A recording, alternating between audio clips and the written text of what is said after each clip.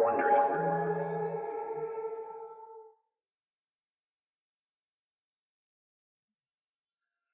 On Tuesday, August 14th, 2001, the restaurant on Smith Street in Houston is jam-packed with the lunch crowd. Sherron Watkins looks around. She recognizes most of the faces of her coworkers at Enron, and they seem oblivious. Watkins has seen the numbers, and she knows what they mean. The ship has hit the iceberg. It's sinking, and there aren't enough lifeboats. She pushes her plate away, having lost her appetite. Her friend Kathy looks concerned. Sherron, what's up? You've barely touched your salad, and Andy's expecting us back in 15. Can't keep the boss waiting. Watkins trusts Kathy Lynn, a former Enron VP, now at the subsidiary LJM, and she's a friend. So Watkins lowers her voice and leans across the table. Yeah, about Andy. Since June, he's had me reviewing assets. Boring stuff, but he's trying to figure out how to get some cash flowing in within the next couple of years. But here's the problem. We have these assets, Vici, Hanover, New Power, all hedged with this financial entity called Raptor to shield losses, or at least the appearance of losses. No, Raptors, plural. We have several of them. So yeah, I'm familiar with the Raptors. Well, are you familiar with the fact that they lose hundreds of millions of dollars a year? Because I wasn't until I looked into it. Enron Energy Services sent 2 guys to my office. They stood at a whiteboard and broke it down. Turns out these Raptors lose money every day. So to keep them afloat, Enron is stuffing them with hundreds of millions of Enron stock. Look, Sherron, it's a complex transaction, yes, but no. If those Raptors go bankrupt, it could trigger huge losses for the LGM division. I looked at last year's statements, and guess what? Enron actually lost $500 million, but because those losses are hidden in the Raptors, no one knows. Not the stock analysts, not the investors. And Jesus, if this thing gets out, Sherron, it's okay, all right? First of all, the accountants, Arthur Anderson, they signed off. You've got to be kidding me. Yeah, and even if the Raptors do go bankrupt, Andy doesn't care. He doesn't mean anything to LGM. He structured the deal so he can pull all of his money out first. Sherron's head is spinning. Kathy, it matters to Enron. LGM and the Raptors might not have anything at risk, but Enron sure does. And whoever else invested in these things Andy created. If the Raptors go bankrupt, which they probably will, all the money will be gone. But Lynn just shrugs. Though Watkins is seated firmly in her chair, she feels like she's falling. She just told Lynn, her friend, that she's uncovered the worst accounting fraud she's ever seen. And Lynn just shrugged. As Watkins looks around, everyone's on their phone, talking at once. All the people from Enron. And one by one, the color drains from their faces. Lynn reaches for her own phone. She recognizes the number and answers. Hello? Oh my God, what? I'm with Sherron now, yeah. We're on our way. Lynn hangs up and swallows hard. Watkins leans forward. What happened? Jeff, he just resigned. Watkins stares back. Jeff Skilling, the CEO of Enron, one of the most famous corporate executives in history, is abruptly done with the company he helped build. He must know what Watkins knows. And at that moment, Watkins realizes there can be no more rationalizations, no more procrastination. Her company is corrupt and sinking fast. It's time for her to get out. American Scandal is sponsored by the new Audible original Bad Republican by Meghan McCain. In her debut audio memoir, Meghan McCain gives a first-hand look into the life of the conservative rebel and departing co-host of The View. You'll hear what it's like to grow up as the daughter of an American icon and to mourn his loss very publicly just 1 year into her tenure as co-host of America's most-watched daytime talk show. Her memoir also reveals how she handled attacks from the U.S. president and her thoughts on cancel culture, dating, and how our country treats new mothers. It's unsparingly honest, deeply relatable, and highly entertaining. Go beyond what you know about Meghan McCain from TV and your newsfeed. Visit audible.com/Bad Republican and listen now.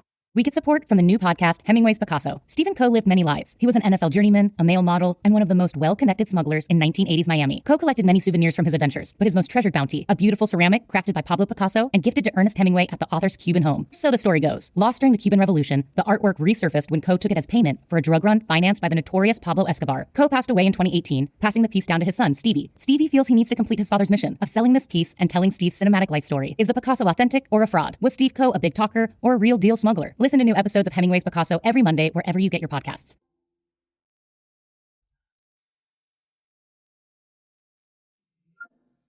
From Wondery, I'm Lindsey Graham, and this is American Scandal.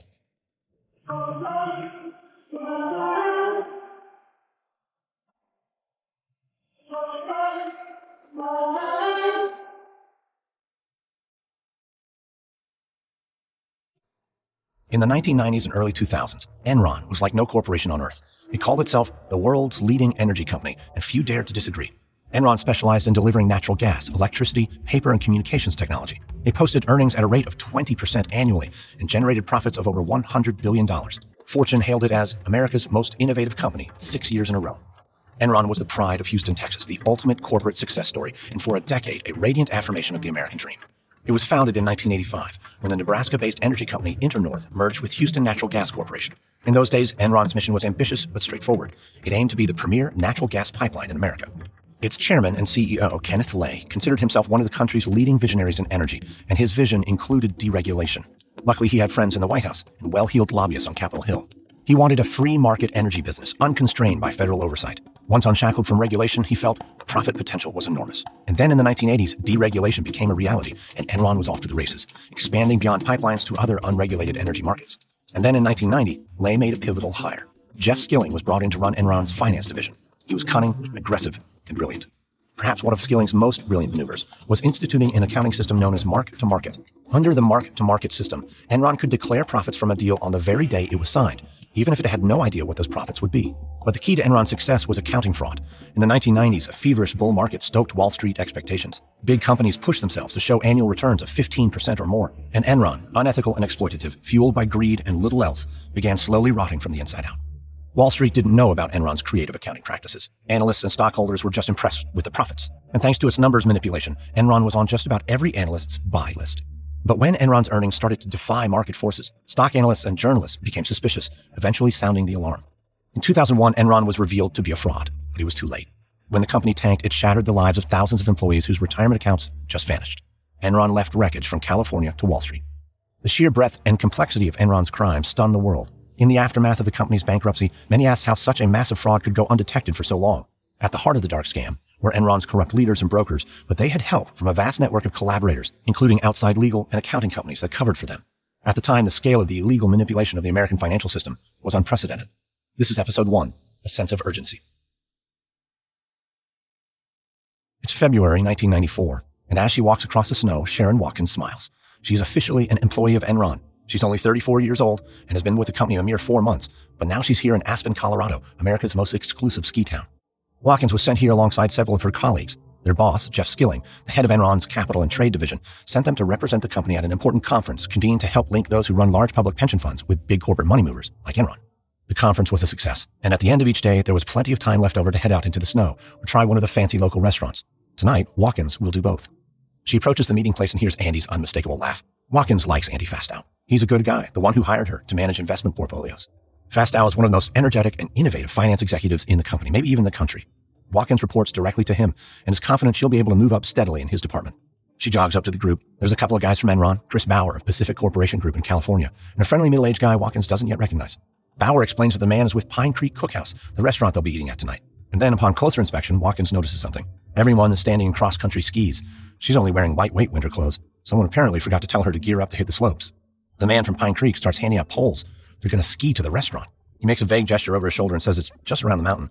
And he adds that if anyone's really not up to skiing, he can send for a sleigh to take them instead. Fastow's look of disdain says everything. Enron guys don't do sleighs. And more than anything, Watkins wants to be an Enron guy. One by one, the group pushes off towards the mountain. Watkins is a little wobbly and immediately falls behind, but she grits her teeth and pushes her skis forward. Watkins calls to Fastow and Taylor to slow down, but they speed up. Within moments, they're gone. She's been left behind. It's not long before Watkins watches the sun disappear behind the trees. She should have reached the restaurant by now. Dusk is becoming night, and she's alone, starting to get very cold, growing more and more concerned. She sees no sign of her team or the restaurant. She's lost in the dark, has gone too far to turn back. But she reminds herself that it will be okay. It has to be. Andy will realize she's gone too long and set off back down the trail to get her. And finally, lights appear in the distance. Lights, a building, and a sign that says Pine Creek Cookhouse. She opens the door, scans the room, takes a moment to process what she sees. She kicks the door shut behind her, pulls off her gloves, angrily flings them to the floor. Fastow notices her for the first time. He's in his regular clothes, his ski gear in a heap at his feet, casually chatting with Mitch Taylor. They appear to be on their second or third glass of wine. Dinner is over. Fastow gives Watkins a look like, "What's your problem?" He didn't even notice she was missing. He didn't care. None of them did. Watkins just shakes her head and asks if anyone realized that she hadn't made it until just now. Fastow tells her that next time, she'll just have to do a better job of keeping up. Watkins finds a table. This has all been just another lesson in how things are done when you're part of Enron. Enraged and embarrassed, she grabs her menu and resolves to never allow herself to get left behind again. Ken Lay's executive suite at Enron headquarters has a splendid view. He would never admit this to anyone, of course, but he enjoys towering over the city of Houston. He earned his spot at the top of this high-rise. After all, no one but him imagined a future in which the American energy industry was deregulated and dominated by a single company, with 20% growth so consistent you can set your watch by it. Lay believes a person in a position of power like this should maintain an air of politeness and humility at all times. Still, in private moments, he allows himself to admit the truth. The people who call him a visionary, they're right. If industry is a ship, then he's at the helm, and they're still far from port. Enron is about to turn 10 years old. Lay is only 52, and they're just getting started on this voyage. Before he packs up and heads home, there's a small bit of business to attend to. The door opens and Nancy enters, followed by James Alexander. Nancy is smiling. Alexander is not. Lay rises from his desk to shake his hand. Nancy exits swiftly and closes the door behind her. The two men sit down. Alexander launches into it. He's under attack. Enron spun off one of its entities, Global Power, not too long ago. Though Enron owns 52% of Global Power stock, Global Power is still considered independent. It's a publicly traded company in its own right, and Alexander, its president, must answer to the many non-Enron shareholders. But Rich Kinder, Enron's chief operating officer, is pressuring Global Power to buy up poorly performing power plants from Enron at prices far above market value. When Alexander pushed back, he was accused by Kinder and others at Enron of disloyalty.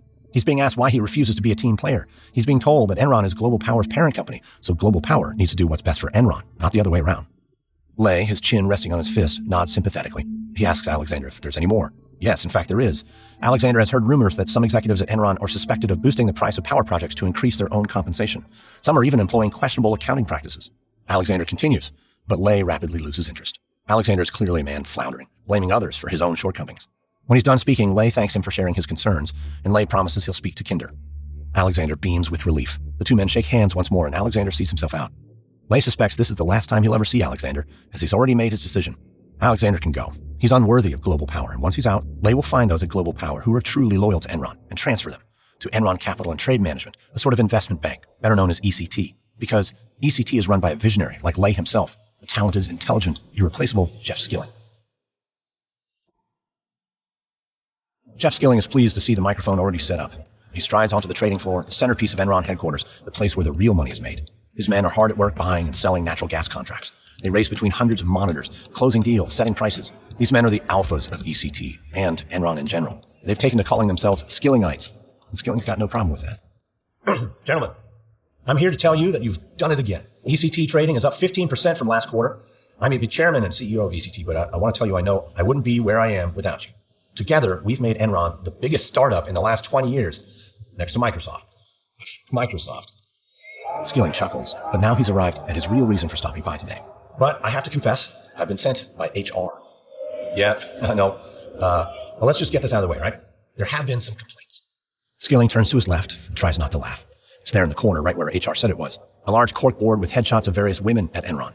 You can tell the photos have been tacked, then retacked again and again. Skilling points to the photos. So, please, someone, what the hell is this? That's a very highly sophisticated ranking system. We call it the hottie board. Okay, boys. But the hottie board's got to come down. Seriously, do me a favor. Clean up a couple things around here. Get HR off my back, okay? All right, the lecture over. Get back to making me money. Skilling steps away from the mic and heads for the elevators. His Skillingites going to help him achieve the only thing in this life Skilling really wants, the CEO chair when Ken Lay retires. It's December 1995, and Sherron Watkins sits behind her desk and stretches.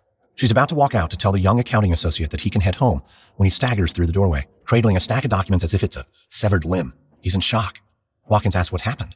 The associate oversees the interest rate books on the ECT trading desk. He hedges the interest rate risk so that ECT's trading position stays well balanced between losses and gains. Usually the cash flow doesn't vary from day to day, but today is different. Today there's $70 million missing from his rate book. Watkins isn't ready to panic. She picks up the phone and calls the head of accounting, telling her about the missing $70 million. The accountant tells Watkins not to worry, sounding like an affable customer service rep. Enron is doing just a little fine-tuning and correcting of its books.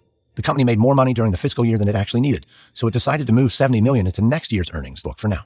In early 1996, the money will simply flow back into the young accountant's records. Watkins thanks the head of accounting for the explanation and hangs up. Somewhat bewildered, she explains to the young man what she was just told.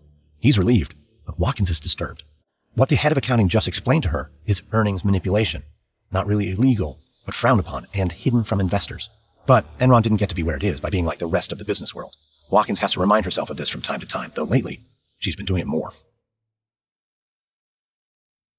It's the summer of 1996, and Jeff Skilling is ready to put his fist through the wall. He has a huge problem he can't figure out how to fix. He's the smartest guy in the company, so if he can't figure this out, they might be screwed. The second smartest guy at the company, his second in command, Andy Fastow, is also at a loss. Skillings calls Fastow, Watkins, and other account experts to a conference room for an all-hands meeting. The issue is this. The ECT traders bet wrong on the price of gas, and now Enron is $190 million short of its earning targets. That's a problem because Enron never misses its earning targets. Skilling stares directly into the eyes of each person in the room. Make no mistake, they're in the same boat he's in. They traded their way into this mess. The question is whether they can trade their way out of it. The group agrees, though, that that's not an option. So it's time to get innovative. One executive whose name Skilling can't even remember looks timidly to his left and right. Skilling tells the man to speak up if he has an idea. The executive proposes ECT try fair value accounting. Skilling's intrigued. What's that? Basically, the executive explains Enron reevaluates some of its key assets. Then the company claims these assets will bring in huge money in the months and years to come. Fair value could more than make up for the current losses. Skilling loves it. It's a similar principle to mark-to-market. Perfectly reasonable, perfectly legal. Wall Street stays happy, and more importantly for Skilling, Ken Lay stays happy. Skilling looks around and sees a lot of smiles and nods. Sherron Watkins looks unimpressed, but who cares? Andy looks to be fully on board, and that's good enough for Skilling. But they're not done yet. Fair value can only work if Enron's accounting firm, Arthur Andersen, approves. Skilling orders Watkins to call them immediately and ask for permission to deploy the new fair value strategy. The ball is now in the accountant's court. If they approve of fair value, Enron is saved. If they don't, it's doomed. In the small town of Fox Lake, Illinois, Joe Glinowitz was a hometown hero and 30-year veteran of the local police department. On September 1st, 2015, just 1 month from retirement, he was found dead outside an abandoned cement plant, shot in the chest twice at close range. While the town and Joe's family mourned his passing, hundreds of police officers launched a manhunt to find his killer. After weeks of searching, the lead investigator discovered chilling secrets about Joe, the local police department, and the village of Fox Lake. These were secrets that, once uncovered, would put the town in the national spotlight and haunt them for years to come. Wondery's shocking true crime podcast, Over My Dead Body, is back for a 3rd season with a story about corruption, betrayal, and the secrets of a fallen hero. Follow Over My Dead Body Season 3, Fox Lake, on Apple Podcasts, or you can listen early and ad-free by subscribing to Wondery Plus in Apple Podcasts or the Wondery app. Hey, I'm Mike Corey, the host of Wondery's Against the Odds. In our next season, I'm telling the story of a group of Chilean miners who are trapped half a mile underground when their mine collapses. At first, rescuers fear that the men were crushed to death under tons of rubble. Then, when they make contact with the miners, they must undertake a rescue operation unlike any other in mining history, one that will be watched by over 1 billion people around the world. This is the incredible story of how mine experts, rescue specialists, politicians, and even NASA teamed up to reunite 33 men with their families on the surface. Follow Against the Odds on Apple Podcasts, Amazon Music, or wherever you're listening right now.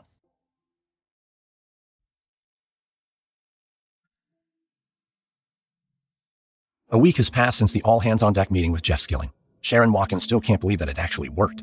Arthur Andersen said fair value is fair game, and just like that, $190 million in losses was erased. An indisputable triumph for Enron. Everybody wins. Watkins' phone rings. It's Fastow's secretary. She sounds concerned when she tells Watkins that Fastow wants to see her. As Watkins walks down the hallway to Fastow's office, she has a sickening feeling, like being called to the principal's office. She can't fathom what she did wrong. Andy looks up when she enters. He's frowning. Sit down, Sherron.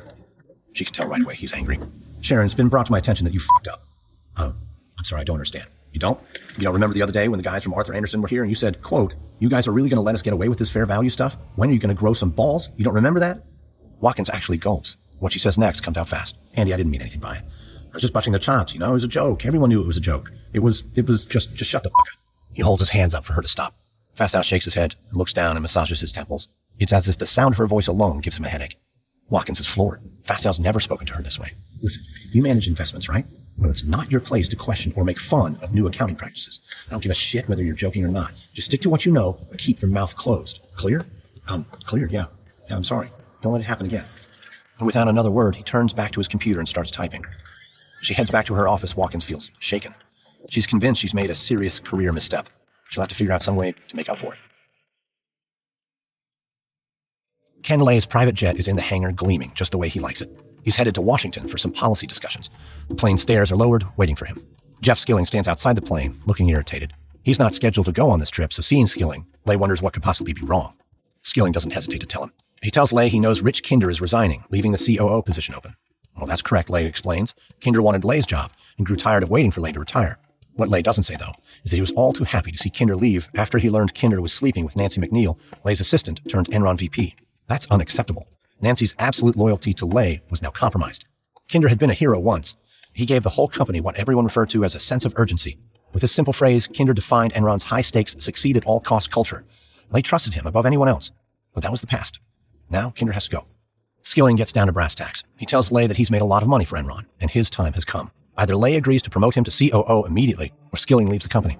Lay looks at his watch. He's less than 10 minutes from wheels up, and he can't afford to drag this out. He also can't afford to lose Skilling or the disastrous optics of 2 top executives leaving in the same month. Lay decides on the spot to give Skilling what he wants. Skilling smiles and eagerly pumps Lay's hand, overjoyed. Lay nods, then makes his way up the stairs of his G100 jet. As the plane pulls onto the tarmac, Lay is confident he's made the correct choice. Yes, he has dramatically increased the power and influence of Jeff Skilling within Enron, but that's a good thing. Skilling is aggressive, sometimes crude, but effective. He is the hammer. Lay is the velvet-gloved hand that holds it. In the spring of 1996, Rebecca Mark feels unstoppable. She's the commanding presence in this conference room, and several of the board members smile at her in admiration. At 42, Mark is indisputably the top woman in the company, CEO of Enron International. She's very proud of that fact. The guys bulk up in the gym and scream at each other to display their power. Mark can scream too, of course, and she gets deals done. She also wears short skirts and ensures that her hair and makeup are always magazine cover ready. There's an element of performance in what she does, but this is all one big game anyway. She's a star player. Mark knows that some call her a living legend, and others call her a walking publicity stunt. She doesn't care, as long as they all remember to call her what she truly is, boss. Sometimes, though, when you're a boss, you have to take a little heat. Like this afternoon. Jeff Skilling is at it again. He's extra full of himself after getting promoted to COO. He openly despises Mark and never misses an opportunity to undermine her. She's just finished a presentation showing that Enron International is stronger than ever. It's successfully expanding by securing deals every month to deliver power all over the globe. Lay appears pleased, as do the other top Enron execs at the conference table. Skilling scoffs. None of it's good enough for him. When it's his turn to speak, he practically screams, telling everyone that Mark's work doesn't matter. He says she's trying to make money the old way, building massive power plants and pipelines. She's out of touch and holding the company back. Enron needs to focus on the future, and the future is energy trading. Mark defends herself. Her financials are unimpeachable. She's not just bettering Enron's bottom line. She's bettering society by bringing energy to power-starved nations. Flustered, Skilling insists there's no way Mark's upcoming projects will deliver the promised returns. He wants to rerun her projection models himself. Only then will the board see the truth. Calmly, Mark looks at Lay, who looks back at her admiringly. She informs Skilling that Lay and Kinder, prior to his departure, entrusted Mark to run Enron Global Power and Pipelines. Mark has her own bookkeepers, and Skilling has no role in her division. Skilling stammers and sputters, but then goes quiet. Mark allows herself a victorious smirk. Mark knows that Skilling wouldn't be going after her so hard if he didn't see her as a threat, and Mark is a threat. She's his only real competition for CEO of the whole company, and that's why Skilling wants her out of the way. But Mark is a fighter, and if Skilling wants to bring her down, he's going to have to try a little harder. In January 1998, it's another miserable winter day in Houston, and a miserable day for Sherron Watkins, too. It was 2 years ago that Andy Fastow was screaming at her for making accounting jokes, and Watkins has since redeemed herself many times over. After she helped evaluate a massive metals trading unit acquisition, the higher-ups at Enron, including Fastow, started treating her with real respect. For the last few months, she's been building up to her greatest achievement yet, and then, just like that, it all fell apart. Watkins had a plan that would get her promoted to at least an Enron VP. As VP, she'd get paid more, and her value to the company would be unquestioned. To become VP, she needed to go out into the world, look for a potentially massive deal, and close it herself. And after much work, she found such a deal. Cobre Mining Company in New Mexico needed a loan to improve and expand its copper mine. Enron would not only deliver the money, but sell Cobre power so its mine could be run more efficiently. In return, Cobre would sell Enron the copper it produced at a discount, giving Enron's metals and mining trading unit a major boost. Watkins did all the legwork, got Enron and Cobre to agree to the terms. The only thing left is to make it official. Cobre's executives arrived in Houston last night to sign the contracts in person. Then this morning, at 7 a.m., Watkins got a call from Jeff Skilling. She picked up the phone and steeled herself for what she knew was going to be bad news. Skilling told her Enron was pulling out of the deal because stock analysts don't like the looks of it. They worry Enron is diversifying too fast and jumping into side businesses it doesn't know enough about. Skilling tells Watkins to break the news to the Cobre guys, then hangs up. Watkins feels a sense of frustration and sadness, worse than any she's ever felt in her professional life. The men from Cobre, Jeff Ward and Rich McNeely, are waiting at the Four Seasons downtown, expecting Watkins to show up any minute with the final papers for them to sign. The hotel is 10 blocks from Enron headquarters. Watkins decides to walk there from her office. On the way, she tries to think of how she's going to explain this. When she arrives at Ward and McNeely's hotel suite, her face says it all. Ward immediately reddens. He asks, is Enron backing out? And Watkins nods. Ward sweeps his hand across the table, sending a metal tissue dispenser flying. He asks Watkins if she understands that she's just destroyed his company. McNeely reminds Watkins that Cobre had been fending off a hostile takeover by a rival mining group. Enron was supposed to step in and save them. Enron made a promise. Now there's no way he and Ward can hold on to Cobre, and it's too late to secure another partner. Watkins feels tears coming, but she doesn't let them fall. She needed this to work. Ward and McNeely needed this to work. But all she can do is apologize. Ward sucks in his rage and hisses at her. You can just tell Ken Lay and Jeff Skilling they're the most unethical people I've ever met, and honestly, I don't see how you can stay here and work at this company. On the walk back to Enron offices, Ward's words reverberate in Watkins' head. Maybe it's time to look for employment elsewhere. But then she grimaces. She can't afford to leave now. Every job interview will contain the same question. How did you work at Enron for 4 years without making VP? Watkins will look like she's too unambitious or unimaginative to be worthy of promotion. She makes the decision. Once she gets a promotion, then she'll look for another job. But first, she has to find another deal.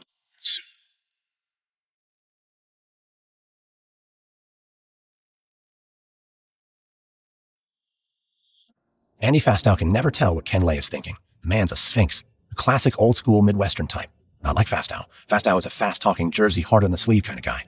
Fastow and Skilling are done breaking it down. They have just told Ken Lay about LJM, and they're awaiting his response. LJM is ostensibly an investment fund, but more to the point, it's a special purpose entity, or SPE. Accountants use SPEs to isolate financial risk. A company like Enron might own an asset, and that asset might be failing. The SPE exists on paper to buy that failing asset and take it off Enron's hands and take it off Enron's balance sheet. SPEs can be very, very useful when you want to minimize the appearance of losses. And LJM is not Fastow's first SPE creation. There's Jedi, Jedi 2, Shuko, but LJM is bigger than all of those and more important. And that's why Fastow used the initials of his wife and sons to name it, LJM, not Star Wars characters. But there are some at Enron that just don't get it. They're not bold enough to comprehend the truth that in business, some rules can be bent and others can be broken. And if you're smart enough, like an Andy Fastow or a Jeff Skilling, then reality can be what you say it is. Fastow and Skilling explain LJM will live on paper and save Enron millions. That's all anyone really needs to know. Lay says he's on board. Fastow smiles, but now comes the tricky part. Fastow explains that actually there is a slight catch. Since LJM is technically an investment fund under Fastow's control, Fastow would need to be exempted from Enron's code of ethics. Fastow plans to invest about $1 million of his own money in the fund, but that's not all. He also intends to collect management fees from the other investors. The problem is, the code says no employee of Enron may profit from a company that works with Enron. This provision may be waived, however, as long as the business in question does not adversely affect the best interests of Enron. Fastow promises Lay that LJM won't hurt Enron in any way. Ken Lay nods once again. He understands perfectly, and will talk to the board about getting Fastow the exemption. Skilling gives Fastow a victorious look that says, "You did it, buddy."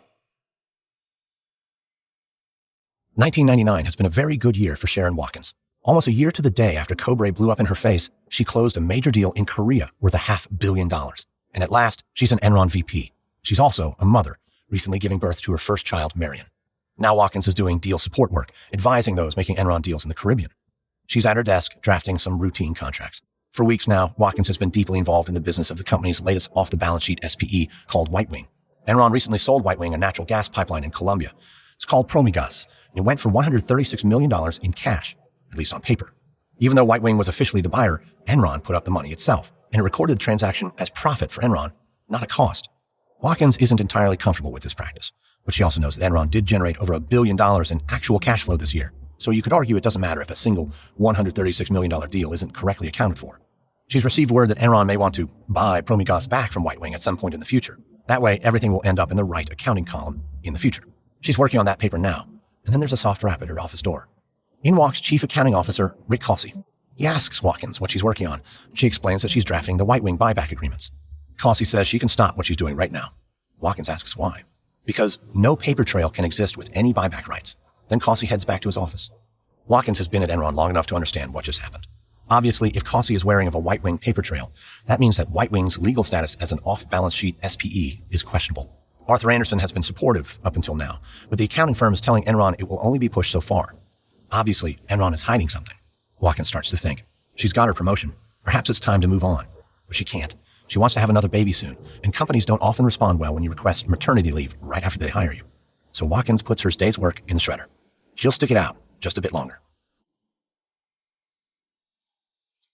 That same night, in her office at Enron Global Power and Pipelines, Rebecca Mark allows her rage and frustration to boil over. It's nearly 10 p.m. and everyone is exhausted, but she's not going to let any of her consultants go home yet. Not until they deliver some answers on how to save Azurix, her latest and grandest venture yet. God damn it, I get that Azurix is failing.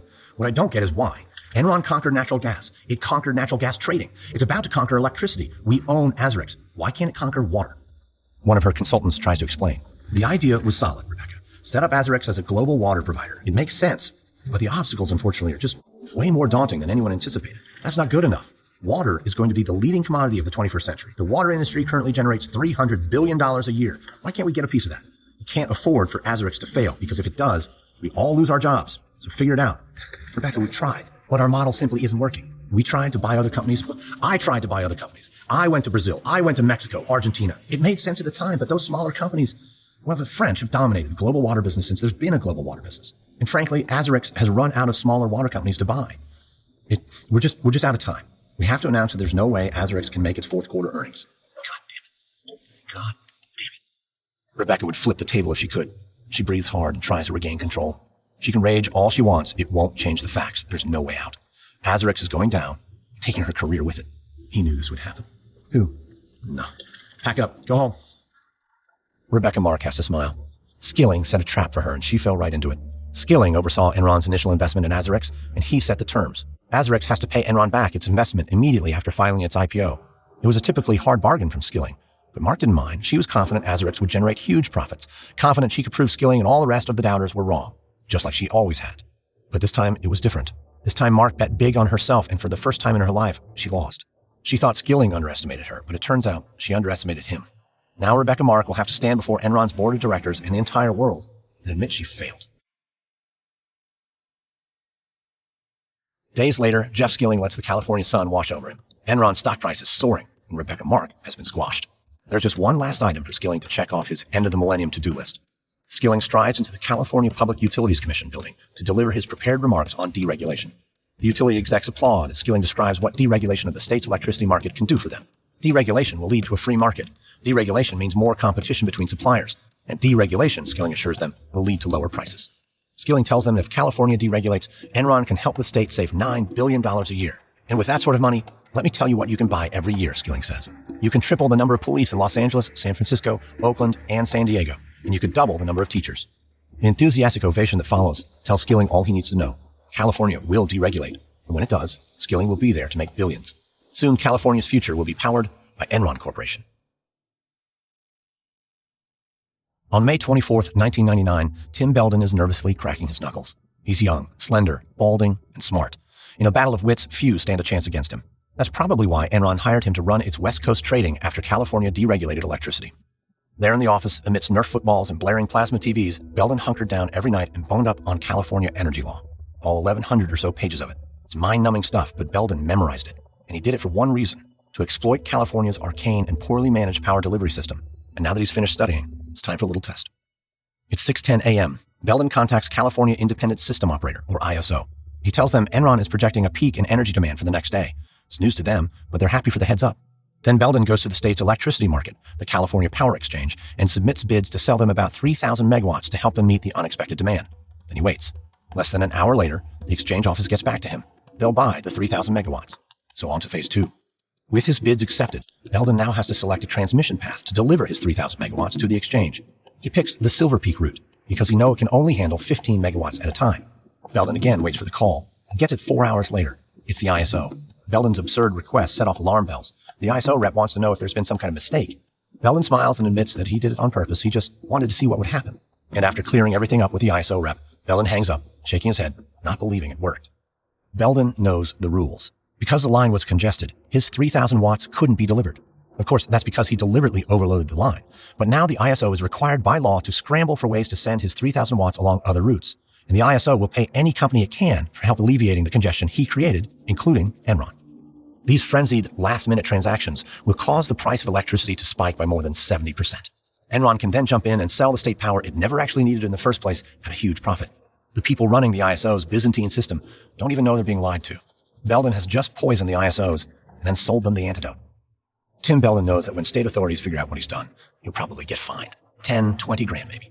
But that's a small price to pay for a very good joke that today made his company $10 million, with hundreds of millions of dollars a month to come. Next, on American Scandal, Enron plays games with California, and the state descends into an energy crisis. Sherron Watkins strikes a Faustian bargain with Andy Fastow. Jeff Skilling learns to be careful what you wish for. From Wondery, this is American Scandal. I hope you enjoyed this episode. If you did, subscribe now on Apple Podcasts, Spotify, Google Podcasts, Wondery.com, or wherever you're listening to this right now. If you're listening on a smartphone, tap or swipe over the cover onto this podcast. You'll find the episode notes, including some details you may have missed. You'll also find some offers from our sponsors. By supporting them, you help us offer this show to you for free. And if you do like this show, we'd love you to give us a 5-star rating and leave a review. I always love to know your thoughts, and reviews are the best ways for others to find the show. Tell your friends and family and show them how to subscribe. You can also find us and me on Twitter. Search for hashtag American Scandal or follow me at Lindsay A. Graham. We use many sources when researching our stories, but we highly recommend Power Failure by Mimi Swartz with Sherron Watkins, and The Smartest Guys in the Room, The Amazing Rise and Scandalous Fall of Enron by Bethany McLean and Peter Elkind. And just a quick note about our reenactments. We can't know exactly what was said, but everything in our show is based on historical research. American Scandal is hosted, edited, and executive produced by me, Lindsay Graham, for Airship. Sound designed by Derek Behrens. This episode is written by Hannibal Diaz. Our senior editor is Karen Lowe. Executive producers are Stephanie Jens, Jenny Lauer Beckman, and Hernan Lopez for Wondery.